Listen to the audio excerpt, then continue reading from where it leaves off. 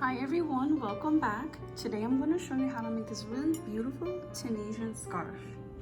So for those of you who are not familiar with the Tunisian stitch, it is done similar but different than crochet. It looks like very tight knit and braided like this. This is a mandala yarn I'm using. It's a lightweight, I believe it's a number 3 in the weight. This is how this looks. It does roll on the end when you're starting, okay? So if you see here, I'm still working it, but I did want to stop because I do want you guys to see how this stitch is done. It's really beautiful, it's soft, it feels really nice, it's warm. And then once I'm finished, I'll probably add some tassels and then call it a day. So the front side, as you can see on this Tunisian stitch, looks like rows of braids. The back is all uniformed. Unlike crochet, the back side doesn't look this way, but the back side on Tunisian crochet does appear like this. So I'm going to show you today how you can make a really lovely scarf or anything you want, blanket, afghan, whatever, using this stitch. It's a lot easier than some people think.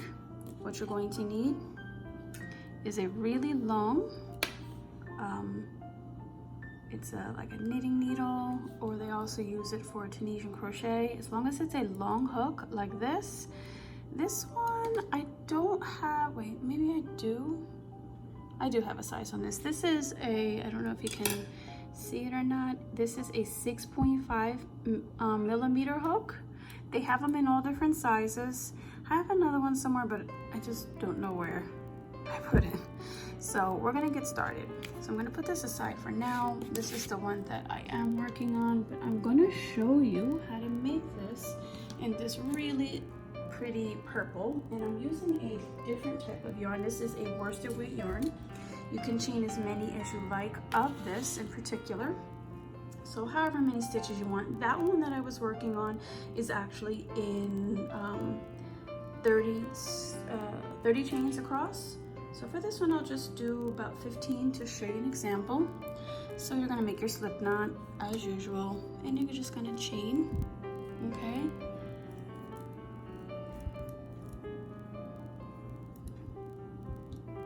It's just kind of awkward to do on camera.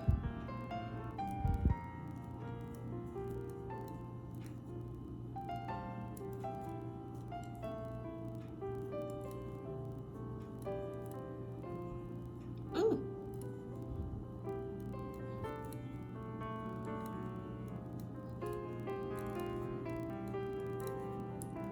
And then this makes 15. Okay. So for Tunisian crochet, you're gonna want to have the same amount of loops on your hook as you crocheted, okay? So this is really important. So for this right here, what you're gonna do is you're gonna be drawing up loops all the way across your row on your chain.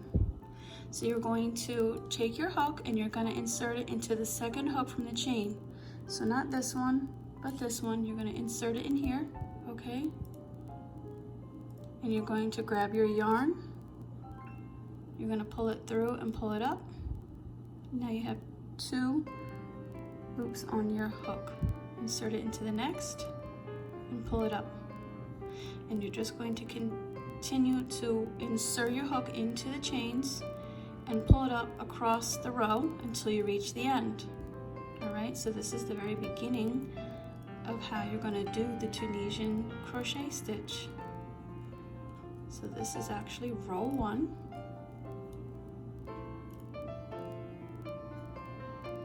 Okay, we're getting closer to the end. You can pull them up as high or as low as you want. Just try to keep your tension the same with your stitches. Okay, now we're at the last one right here. So this is how this should look by the end of row 1, okay? So we're gonna count our stitches. Always go back and count because counting is really important with this stitch. 1, 2, 3, 4, 5, 6, 7, 8, 9, 10, 11, 12, 13, 14, and 15. We started with chain 15, we have 15 on our hook. So to begin row 2, you're going to yarn over.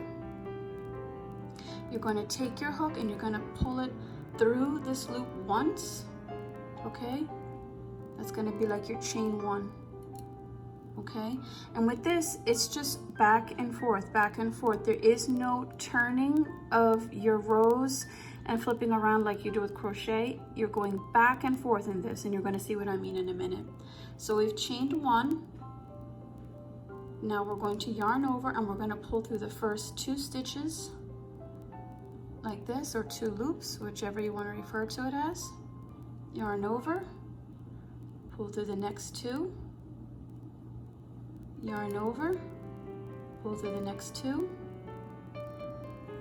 yarn over, and just continue pulling through 2 loops on your hook at a time as you make your way back to the other side. So this is what I mean about going back and forth on your row like this. Okay, and we're gonna do a few rows so that way you get more familiar with it and you're comfortable with this. Just keep going through 2 after you yarn over all the way across to your very last ones here.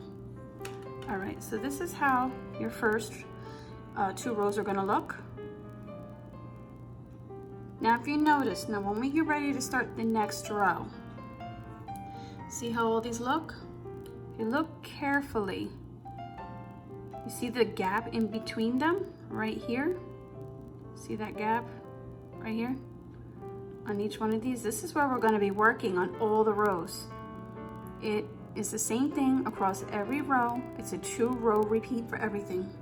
So to begin the next row, to go back to this side, to get over here, what you're gonna be doing is taking your hook, not into this first one, but this second one here, in between the little V or legs, some people call it the leg.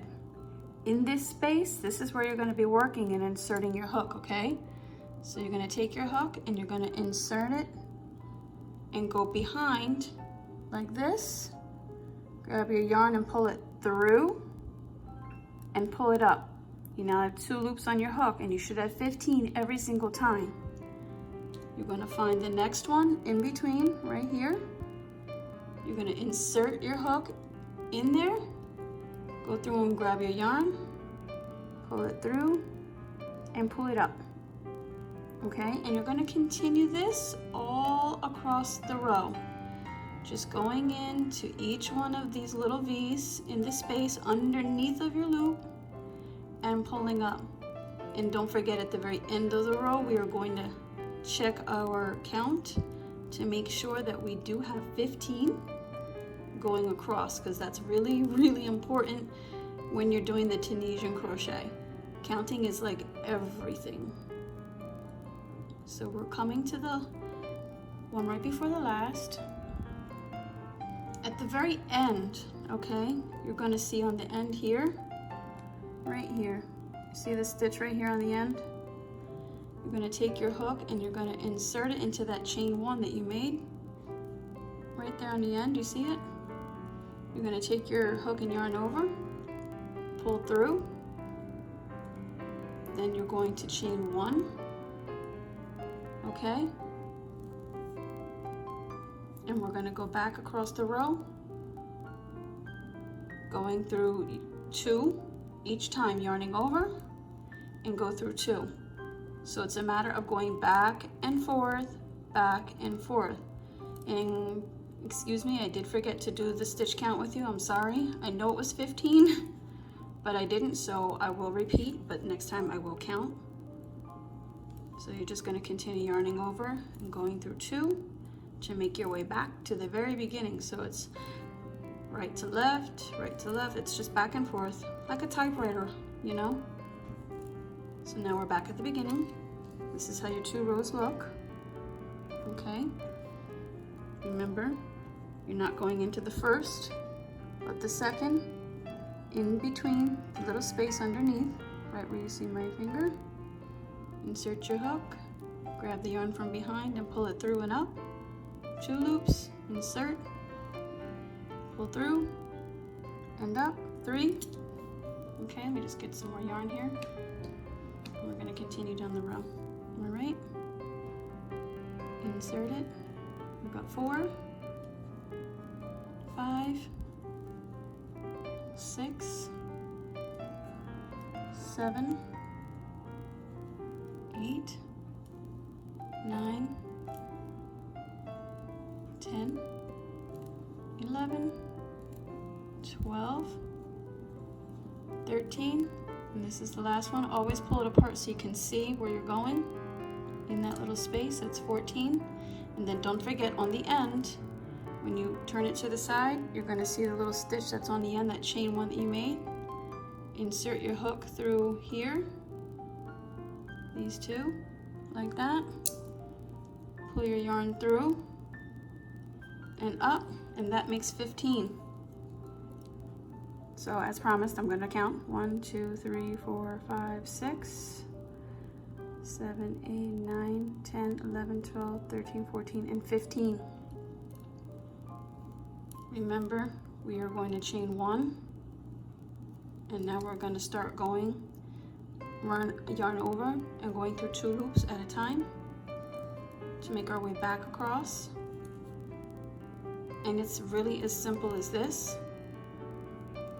If you need to, go back and rewind so that way you can review it and be sure of what you're doing. Doesn't have to be really neat or anything. Just take your time and go back and forth in the rows. Of course, the thicker yarn works up a lot faster than the thin yarn that I'm using because it's a mandala yarn. It's used for like shawls and things like that. But this is how your work is going to start looking. You're going to see that braided look, and you're going to see how this works. So we'll do one more row. Remember, you're going into not the first, but the second space beneath. Okay, so under the bridge, through the V, in between the little legs, whatever you want to refer to it as. Okay, 3, 4, 5, 6, 7, 8, 9, 10, 11, 12, 13, and 14. And then the very last one on the end, your turning chain that you made, insert your hook here. That makes your last one, the 15th. Pull up and then make a chain 1, and then you're going to begin going through your loops back to the other side, okay? It will roll. You just pull it down. That's normal.